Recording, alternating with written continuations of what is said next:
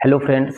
तो हम देखते हैं कि इंश्योरेंस जीवन के लिए बहुत ही आवश्यक है, लेकिन फिर भी कई बार लोग किन्हीं कारणों बस इंश्योरेंस नहीं करवाते हैं। अब जैसे देखते हैं कि लाइफ इंश्योरेंस और जनरल इंश्योरेंस जहाँ पे उनको पेनाल्टी होती है, जैसे गाड़ी का, मकान का, दुकान का, फसल का, आजकल सभी प्रकार का बीमा होता है। लेकिन जैसे गाड़ियाँ बिना इंश्योरेंस के निकल नहीं सकती, जहाँ कंडीशन है, तो वहाँ पे लोग तो ठीक है, टू व्हीलर से लेके कार जो 10 लाख 15 लाख की गाड़ियों का अगर बीमा करवा रहे हैं, तो ये कई करोड़ों का शरीर, ठीक है, अनमोल शरीर का, इसका लाइफ का बीमा क्यों जरूरी नहीं है। तो आज अपन देखते हैं इंश्योरेंस के पार्ट में एसबीआई लाइफ इंश्योरेंस का स्मार्ट स्वधन सुप्रीम। स्मार्ट स्वधन सुप्रीम यह एक जो है तो टर्म प्लान है। तो टर्म प्लान के साथ साथ इसमें जो हमारी प्रीमियम है वो वापसी भी मिलेंगी हमको।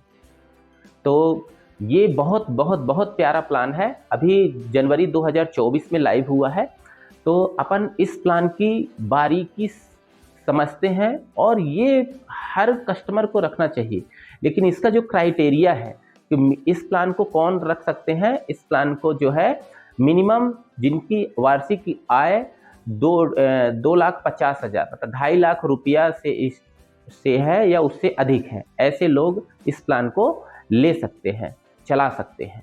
तो आइए अपन देखते हैं। प्रोटेक्शन में आप देखेंगे कि इसमें इंश्योरेंस भी है और इसकी जो प्रीमियम हम इसको रेगुलर रूप से पे कर सकते हैं और लिमिटेड रूप से भी पे कर सकते हैं। ठीक है, तो लिमिटेड में क्या कर सकते हैं, 7, 10 और 15 साल भी कर सकते हैं, और रेगुलरी, और इसको फ्लेक्सिबिलिटी इसमें है कि इसको हम 10 साल से 30 साल तक इस प्लान को चला सकते हैं। मैच्योरिटी बेनिफिट में कि अगर मैच्योरिटी के समय मतलब हमें कुछ हुआ तो जो हम जैसे 25 लाख या 50 लाख या जो नो लिमिट मतलब जो भी है उतना मिलेगा, जो भी क्लेम रहेगा वो मिलेगा। अगर कुछ नहीं हुआ तो मैच्योरिटी कहलाता है। मैच्योरिटी के मतलब समय के अवधि के बाद तो हमारी जितनी भी प्रीमियम जमा है वो प्रीमियम हमको, जो वो किस्तें हमको वापस मिल जाती हैं। ठीक है, टैक्स बेनिफिट जो है एक्ट 1961 के हिसाब से जो रहेगा वो टैक्स में भी बेनिफिट मिलता है। सारांश इसका हम समझते हैं कि यह एक किस्त वापसी टर्म प्लान है। बीमा अवधि के दौरान पॉलिसी धारक की अगर मृत्यु होती है तो बीमा राशि जो भी सम एश्योर्ड होगा, जैसे मिनिमम 25 लाख से स्टार्ट है, तो वो नॉमिनी को दे दिया जाएगा या उसके जो वारिस होंगे उनको।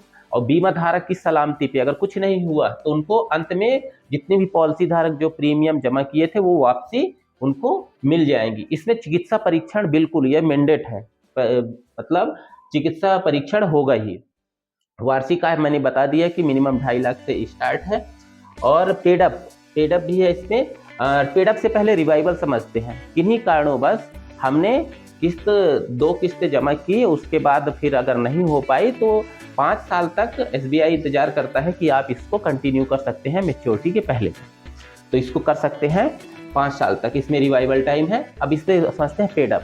किन्हीं कारणों से अगर हमने दो या दो से अधिक किस्त हमारी जमा है तो वो पेडअप कहलाती है। और इसके बाद अगर किन्हीं कारणवश नहीं जमा है तो फिर वहाँ पे वो कहलाती है पेडअप में आ जाती है। ऑटो पेडअप रहता है। एग्जाम्पल के तौर पे समझते हैं कि 25 लाख का हमारा बीमा था, 10 साल हमको जमा करना था, 15 साल ये बीमा चलने वाला था। 10 साल जमा करना है और 15 साल जमा करना है। किस्त आई हमारी जो भी XYZ, तो इसको देखते हैं। बट हमने 3 साल ही जमा किया, तो 3 साल जमा कर पाया, तो इसको समझते हैं कि हमारा सम एश्योर्ड कितना कहलाएगा। तो सम एश्योर्ड समझते हैं कि हमने 3 किस्तें जमा की, तो इसको ऐसे 3/10 गुणते 25 लाख। 3 किस्तें हमको जमा किए, 10 जमा करना था, 25 लाख का सम एश्योर्ड था, तो ये इसको इक्वल टू किए तो 7,50,000 है, मतलब ये सम एश्योर्ड हमारा कहलाएगा उस हिसाब से। तो उसके हिसाब से हमें जो भी अगर हमारे साथ कुछ दिक्कत है तो फिर ये सम एश्योर्ड, और नहीं तो जो जमा है उसके हिसाब से वो मिलेगा। सरेंडर तो आपको पता ही है। प्रोडक्ट बाउंड्री कंडीशन अपन एक बार देख लेते हैं। एज एंट्री इसमें 18 साल से हम 60 साल के व्यक्ति को इस प्लान को दे सकते हैं। मैच्योरिटी एज जो है इसमें 75 साल तक है। ठीक है, तो हम 60 साल के व्यक्ति को अगर देते हैं तो आप समझिए कि उसको कितने साल, 15 साल ही दे पाएंगे। ठीक है, उसको 30 साल तक नहीं दे पाएंगे। बेसिक सम एश्योर्ड 25 लाख और मैक्सिमम नो लिमिट, मतलब उसको जो भी मतलब अंडर राइटर वो करेंगे उसके हिसाब से रहेगा उनकी policy term. Premium payment term, तो प्रीमियम पेमेंट ऑप्शन में है, तो जैसे हम लिमिटेड प्रीमियम पेइंग टर्म को चूज करते हैं कि 7 साल और 10 साल जमा करते हैं अगर, तो हम इस पॉलिसी को 15 से 30 साल तक चला सकते हैं। लिमिटेड प्रीमियम पेइंग टर्म में ही अगर हम 15 साल जमा करते हैं तो 20 साल से 30 साल तक इस पॉलिसी को चला सकते हैं।